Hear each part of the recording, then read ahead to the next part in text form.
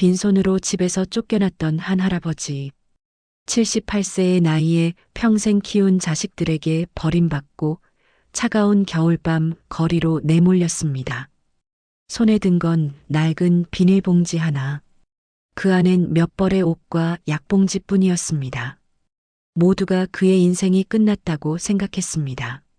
하지만 몇 달 뒤 마을 전체를 뒤흔든 대반전이 펼쳐집니다. 쫓겨난 할아버지가 어떻게 인생 최고의 순간을 맞이하게 되었을까요? 마지막에 웃은 건 결국 그 할아버지였습니다. 지금부터 그 이야기를 시작하겠습니다. 제 이름은 박만수입니다. 올해 나이 78세예요. 전라남도의 작은 마을에서 홀로 살아왔습니다. 돌이켜보면 제 인생은 순탄치 않았어요. 젊은 시절 저는 건설 현장에서 일했습니다. 새벽 5시에 일어나 밤 10시에 집에 돌아오는 삶. 손에는 늘 굳은 살이 박혀 있었고 허리는 점점 구부정해졌습니다. 하지만 불평은 없었어요. 자식들만 잘 키우면 돼. 그게 제 유일한 바람이었거든요. 저한테는 두 아들과 딸 하나가 있었습니다. 아내는 막내딸이 초등학교에 입학하던 해에 갑자기 세상을 떠났어요. 교통사고였습니다. 그날 이후 저는 아버지이자 어머니가 되어야 했습니다. 아침엔 도시락을 싸고 저녁엔 빨래를 했어요. 밤엔 아이들 숙제를 봐주고 주말엔 학교 행사에 참석했습니다. 그렇게 20년을 버텼어요. 큰아들 진수는 대학을 졸업하고 서울에서 직장을 잡았습니다. 둘째 아들 민수는 광주에서 작은 사업을 시작했어요. 막내딸 은주는 부산으로 시집을 갔고요. 자식들은 모두 제 앞길을 찾았습니다. 저는 기뻤어요. 이제 내 할 일은 다 했어. 하지만 그때부터였습니다. 자식들의 전화가 점점 뜸해지기 시작한 건 처음엔 일주일에 한 번씩 오던 전화가 한 달에 한 번이 되었습니다. 그러다 명절에만 연락이 왔어요. 제가 먼저 전화를 걸면 자식들은 이렇게 말했습니다. 아버지, 지금 회의 중이에요. 아버지, 애들 학원 데려다 줘야 해서요. 아버지, 바빠요. 나중에 전화할게요. 하지만 나중에 전화는 오지 않았습니다. 저는 혼자 중얼거렸어요. 바쁘겠지. 젊은 애들이. 그러던 어느 날 제 몸이 아팠습니다. 허리 통증이 심해져서 병원에 갔더니 의사 선생님이 말씀하시더라고요. 어르신, 디스크가 심하시네요. 수술을 고려하셔야 할 것 같습니다. 수술비는 500만 원. 저한테는 큰 돈이었어요. 저는 큰아들 진수에게 전화를 걸었습니다. 진수야, 아버지가 허리 수술을 해야 하는데 얼마예요? 500만 원 정도 든대.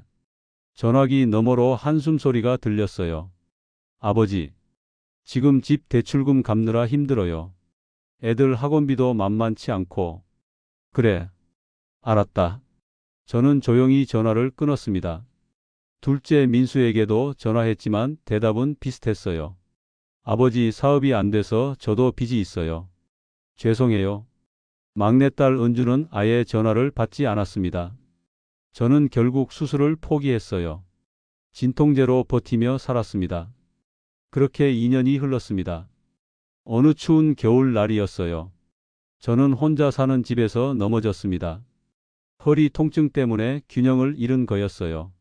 하루 종일 바닥에 누워 있다가 겨우 일어났지만 혼자서는 생활이 불가능했습니다. 저는 큰아들 진수에게 전화를 걸었어요. 진수야, 아버지가 좀 힘들어서 며칠만 너희 집에 있어도 될까? 진수는 잠시 망설이다 말했습니다. 알겠어요. 오세요. 저는 작은 가방 하나를 들고 서울로 향했습니다. 큰아들 집에 도착했을 때 문을 연 건 며느리 수진이었어요. 어머, 아버님, 오셨어요? 그의 목소리는 밝았지만 표정은 그렇지 않았습니다. 응, 며칠만 폐 끼칠게. 네, 들어오세요. 집 안은 깨끗했어요. 하지만 제가 머물 방은 작은 다용도실이었습니다. 아버님, 방이 좁아서 여기서 주무세요. 다용도실에는 이불 하나가 깔려 있었어요. 창문도 없고 환기도 안 되는 곳이었습니다. 괜찮아. 고맙다. 저는 불평하지 않았습니다. 그날 저녁 식탁에 둘러앉았을 때였어요.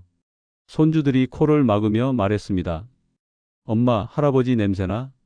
며느리는 아무 말도 하지 않았어요. 큰아들 진수는 눈을 피했습니다. 저는 조용히 밥을 먹었어요. 목구멍으로 넘어가는 밥알이 모래처럼 거칠었습니다. 며칠이 지났어요. 며느리의 태도는 점점 차가워졌습니다. 아버님, 병원비 좀 줄이실 수 있으세요? 집에 여유가 없어서요. 아버님, 물 좀 아껴 쓰세요. 수도세가 많이 나와요. 아버님, 저녁은 일찍 드세요. 저희는 늦게 먹거든요. 저는 점점 작아졌습니다. 밥도 조금만 먹고 물도 아껴 썼어요. 화장실도 될 수 있으면 안 가려고 했습니다. 어느 날 밤 저는 다용도실에서 며느리와 아들의 대화를 들었어요. 여보, 아버지 언제까지 계실 거예요? 글쎄, 조금만 있다가 보내드리게. 조금이 얼마예요? 벌써 2주예요. 애들도 불편해하고 저도 스트레스 받아요. 알았어. 내가 말할게. 저는 이불을 뒤집어 쓰고 눈물을 삼켰습니다. 다음 날 아침 며느리가 말했어요. 아버님, 솔직히 말씀드릴게요. 저희 형편이 안 돼요. 그래. 아버님 모시기가 너무 힘들어요. 아버님도 이해하시죠? 집이 좁고 애들도 있고. 저는 고개를 끄덕였습니다. 알겠다. 내가 나갈게. 그날 오후 저는 작은 비닐봉지 하나를 들고 집을 나왔습니다. 아들은 현관까지 나오지도 않았어요. 며느리는 문 앞에서 말했습니다. 아버님, 죄송해요. 하지만 그의 눈에는 미안함보다 안도감이 보였어요. 저는 아무 말도 하지 않았습니다. 그저 고개를 한번 끄덕이고 돌아섰어요. 겨울바람이 매섭게 불었습니다. 저는 지하철을 타고 버스 터미널로 향했어요. 고향으로 돌아가려고 했지만 차비가 부족했습니다. 어르신 4만 원입니다. 제 지갑엔 2만 원밖에 없었어요. 다음에 올게요. 저는 터미널 밖으로 나왔습니다. 어디로 가야 할까? 갈 곳이 없었어요. 저는 근처 버스 정류장 벤치에 앉았습니다. 밤이 되었어요. 기온은 영하 5도까지 떨어졌습니다. 저는 얇은 점퍼 하나만 입고 있었어요. 발을 동동 구르며 추위를 견뎠습니다. 그때 한 여자분이 다가왔어요. 어르신 괜찮으세요? 그분은 40대 중반쯤 되어 보이는 여자였습니다. 응, 괜찮아. 여기 너무 추워요. 따뜻한 데로 가세요. 갈 데가 없어서. 그분은 잠시 저를 바라보다 말했어요. 제가 근처에서 분식집을 해요. 거기 와서 좀 쉬세요. 따뜻한 거라도 드시고요. 고맙네. 저는 그분을 따라갔습니다. 작은 분식집이었어요. 간판에는 소영 분식이라고 쓰여 있었습니다. 저는 김소영이에요. 여기 사장이에요. 나는 박만수라고 하네. 소영 씨는 김밥 한 줄과 따뜻한 어묵국을 내왔어요. 드세요. 이거 남은 거예요. 고맙네. 저는 눈물을 참으며 국물을 한 모금씩 넘겼습니다. 이렇게 따뜻한 게 얼마만인지. 어르신 혹시 갈 곳 없으세요? 저는 고개를 끄덕였어요. 그럼 오늘 여기서 주무세요. 가게 안쪽에 작은 방이 있어요. 정말 괜찮겠나? 괜찮아요. 어차피 비어 있는 곳이에요. 하지만 이상하게도 마음이 편했어요. 아들 집 다용도실보다 훨씬 따뜻했습니다. 다음 날 아침 저는 일찍 일어났어요. 가게 청소를 시작했습니다. 소영 씨가 놀라며 말했어요. 어르신 왜 청소하세요? 신세를 졌으니 이것도 해야지. 아니에요. 그냥 쉬세요. 아니야. 내가 할 수 있는 일이라도 해야 마음이 편해. 그날부터 저는 분식집의 청소 도우미가 되었습니다. 월급은 없었어요. 하지만 따뜻한 밥과 잠잘 곳이 있었습니다. 그리고 무엇보다 사람 대접을 받았어요. 소영 씨는 저를 아버님이라고 불렀습니다.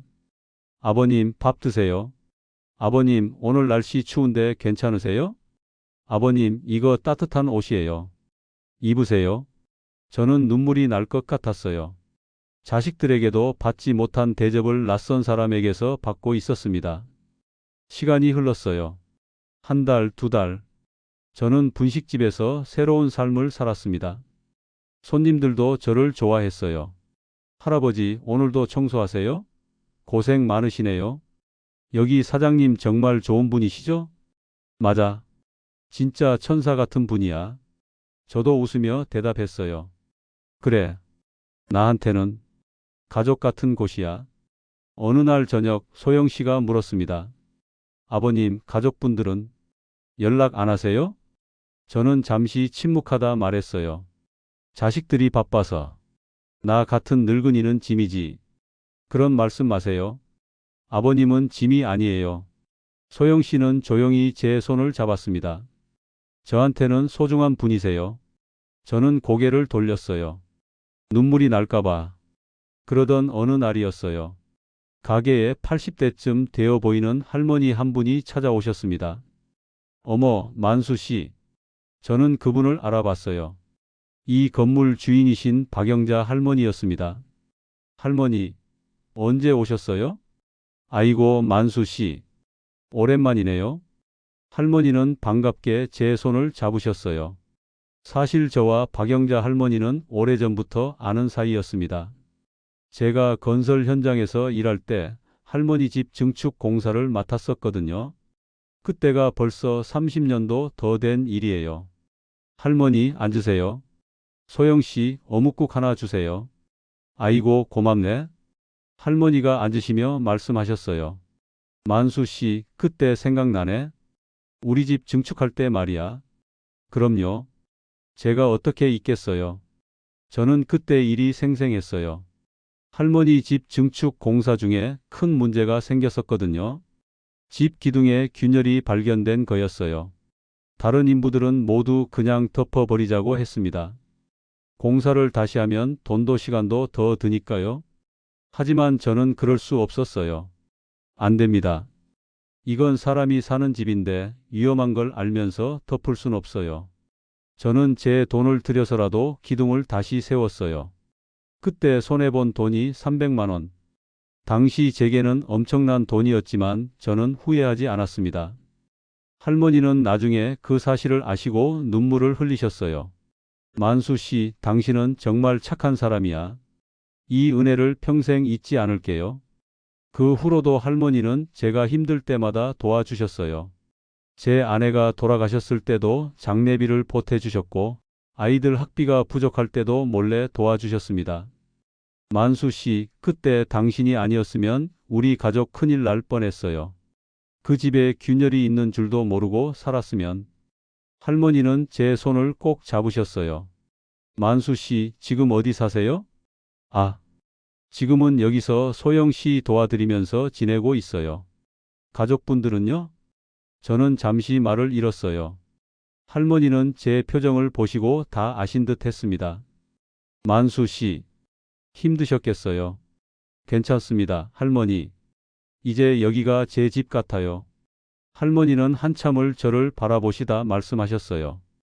만수 씨, 사실은 오늘 당신을 찾아온 이유가 있어요. 네? 나 이제 시골로 내려가게 됐어요. 아들이 시골에 집을 지어줬거든요. 그러시군요. 이 건물 말이에요. 사실 얼마 전에 재개발 얘기가 나왔어요. 재개발요? 그래요. 근데 나는 이제 늙어서 그런 복잡한 거 신경 쓰기 싫어요. 할머니는 가방에서 서류 몇 장을 꺼내셨어요. 만수 씨, 이 건물 당신 명의로 바꾸고 싶어요. 네? 그게 무슨? 30년 전에 당신이 제 목숨을 구해준 거예요. 그 기둥을 다시 안 세웠으면 우리 가족 전부 다칠 뻔했어요. 할머니의 눈에 눈물이 고였어요. 그때 당신은 300만 원이라는 큰 돈을 손해보면서까지 제 집을 제대로 지어줬어요. 그 은혜를 갚고 싶었는데 이제서야 기회가 생겼네요. 할머니, 그건 제가 당연히 해야 할 일을. 아니에요. 세상에 당연한 건 없어요. 다른 사람들은 다 덮어버리자고 했잖아요. 당신만 달랐어요. 할머니는 제 손에 서류를 쥐어주셨어요. 이거 받아주세요. 이게 내 마지막 소원이에요. 당신 같은 착한 사람이 편하게 살았으면 좋겠어요.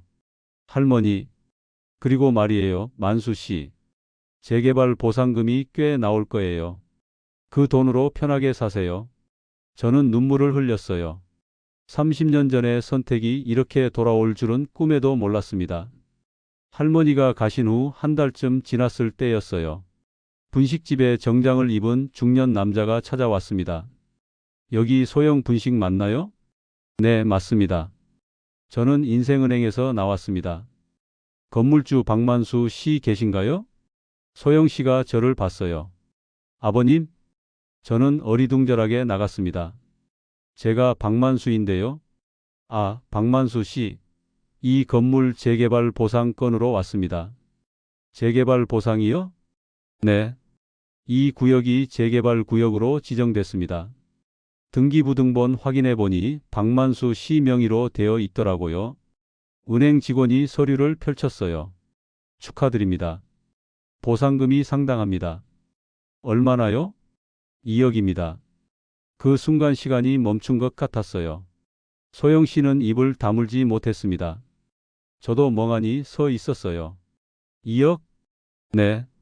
서류만 준비하시면 2주 내로 입금됩니다. 은행 직원이 떠난 후 소영 씨와 저는 한참을 말없이 앉아 있었습니다. 소영 씨가 먼저 입을 열었어요. 아버님, 정말 축하드려요. 30년 전에 하신 선한 일이 이렇게 돌아온 거예요. 저는 눈물을 흘렸어요. 나는 그저 당연한 일을 했을 뿐인데. 아니에요, 아버님. 당연한 일이 아니었어요. 다른 사람들은 안 했던 일이에요. 소영 씨도 눈물을 흘렸습니다. 저는 소영 씨를 봤어요. 소영 씨. 네? 이 돈. 반은 소영 씨 거야. 네? 무슨 말씀이세요? 이 건물이 내 걸 된 건 할머니 덕분이지만 내가 여기서 살 수 있었던 건 소영 씨 덕분이야. 제 눈에 눈물이 고였어요. 소영 씨가 없었으면 나는 길거리에서 얼어 죽었을 거야. 이 돈은 소영 씨와 나눠야 해. 아버님, 소영 씨도 눈물을 흘렸습니다. 고맙습니다. 정말 고맙습니다. 우리 둘은 한참을 울었어요. 보상금이 들어온 후 저는 한 가지 결정을 했습니다. 1억은 소영 씨에게 주고 5천만 원은 제가 쓰고 나머지 5천만 원은 손주들 교육비로 조용히 기부하기로 했어요. 하지만 아들과 며느리에게는 단 한 푼도 주지 않기로 했습니다. 소문은 빠르게 퍼졌어요. 마을 사람들이 수군거렸습니다. 분식집 할아버지가 대박 났대. 2억 받았대. 30년 전에 착한 일 한 개 돌아온 거래. 이 소문은 결국 큰아들 진수의 귀에도 들어갔대요. 며느리 수진이 황급히 말했답니다. 여보, 아버님이 돈을 받으셨대요. 뭐? 재개발 보상금으로 2억을 받으셨대요. 진수와 수진은 부랴부랴 분식집으로 찾아왔어요. 문을 열고 들어서자 제가 보였겠죠. 아버지. 저는 차갑게 그들을 바라봤습니다. 왜 왔나? 아버지. 그게 소식 들었어요. 보상금 받으셨다면서요? 저는 웃지 않았어요. 그래. 받았어. 며느리 수진이 어색하게 웃으며 말했습니다. 아버님 축하드려요. 그동안 고생하시더니 복 받으셨네요. 그래서 저희도 도와드릴 일 있으면 말씀하세요. 저는 고개를 저었어요. 필요 없어. 아버지, 너희가 날 쫓아낼 때 말이야. 제 목소리가 낮아졌습니다. 나는 정말 죽고 싶었어. 평생 키운 자식들한테 짐 취급받고 길거리에 내쳐졌을 때 차라리 죽는 게 나았어. 아버지, 그때는 저희도 형편이. 형편? 형편이 어려우면 가족을 버리나? 저는 눈물을 흘렸어요. 나는 너희 엄마 없이 혼자 너희를 키웠어. 밥 한 끼 걸으면서도 너희한테는 굶기지 않았어. 아버지, 근데 너희는 나한테 밥 한 끼도 제대로 안 줬지. 다용도실에 재우면서 냄새난다고 했지. 며느리 수지는 고개를 들지 못했어요. 아버지, 죄송해요. 정말 죄송해요. 이제 와서 사과해봤자 소용없어. 저는 담담하게 말했습니다. 나한테 줄 돈은 없어. 손주들 교육비는 내가 따로 기부했으니까 걱정 마. 아버지, 그럼 너희는 너희끼리 잘 살아. 나는 이제 진짜 가족이랑 살 거야. 저는 소영 씨를 바라봤어요. 소영 씨가 제 옆에 섰습니다. 저희는 이제 가족이에요. 진수와 수지는 할 말을 잃었어요. 그들은 고개를 숙인 채 가게를 나갔습니다. 그로부터 6개월 후 만소 분식이라는 새 간판이 걸렸습니다. 제 이름 만수와 소영 씨 이름을 합쳐서 만든 거예요. 가게는 새로 단장했고 손님들로 북적였습니다. 저는 카운터에 앉아 손님들을 맞이했어요. 어서 오세요. 제 얼굴에는 웃음이 가득했습니다. 소영 씨가 주방에서 나오며 말했어요. 아버님, 오늘 장사 잘 되네요. 그러게. 다 소영 씨 덕분이지. 아니에요. 아버님 덕분이에요. 우리 둘은 마주보며 웃었습니다. 저는 생각했어요. 30년 전 저는 그저 옳은 일을 했을 뿐이었어요. 남의 집 기둥에 균열이 있는데 그냥 덮을 수는 없었어요. 그때는 손해만 본 줄 알았는데 그 선택이 30년 후 이렇게 돌아올 줄은 몰랐습니다. 그리고 자식들에게 버림받았을 때는 인생이 끝난 줄 알았어요. 하지만 소영 씨가 손을 내밀어 줬어요. 진짜 가족은 핏줄이 아니라 마음으로 이어진 사람이라는 걸 깨달았습니다. 빈손으로 쫓겨났던 저. 하지만 결국 마지막에 웃은 건 바로 저였습니다. 따뜻한 가족, 안정된 삶, 존중받는 자리. 모든 걸 잃었다고 생각했지만 결국 모든 걸 얻었어요. 세상은 공평합니다. 선한 일은 반드시 돌아옵니다. 그리고 진짜 가족은 핏줄이 아니라 마음으로 이어진 사람들입니다. 여러분, 오늘 제 이야기는 어떠셨나요? 이 이야기가 감동적이었다면 좋아요와 구독 부탁드립니다. 그리고 알림 설정까지 해주시면 더 좋은 이야기로 찾아뵙겠습니다. 댓글로 여러분의 생각도 들려주세요. 다음에도 더 감동적인 이야기로 찾아오겠습니다. 시청해주셔서 감사합니다.